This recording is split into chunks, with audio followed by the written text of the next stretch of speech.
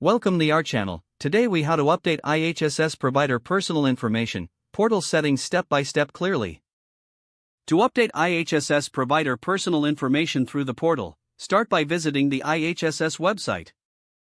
Log in to your provider account using your credentials. Once logged in, navigate to the main dashboard. Look for the Profile or Account Settings option in the menu. Click on that option to access your personal information. Here, you will see sections such as contact information, addresses, and preferences. Select the section that you want to update. If you need to change your name or address, click on the corresponding field. Enter the new information carefully, ensuring accuracy. If you wish to update your phone number or email address, find those fields and fill them in. Once you have made all necessary changes, look for the Save or Update button. Click on this button to save your updates. A confirmation message will appear, indicating that your information has been successfully updated. If you encounter any issues, refer to the Help section on the portal for assistance. After updating your information, log out of your account for security purposes. Regularly check your information to ensure everything is current and accurate. This process helps maintain efficient communication and service delivery.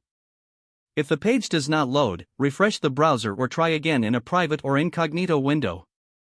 Make sure you are using the correct email address, then retype it carefully to avoid small typos.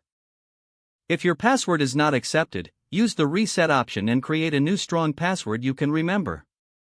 Check your spam folder for verification or security emails, then complete any requested. Enable two-factor authentication if available to improve account security and reduce unauthorized. After signing in, review your profile details so your contact information and settings are accurate. If you see an error message, note it down and try again after restarting your device and internet connection.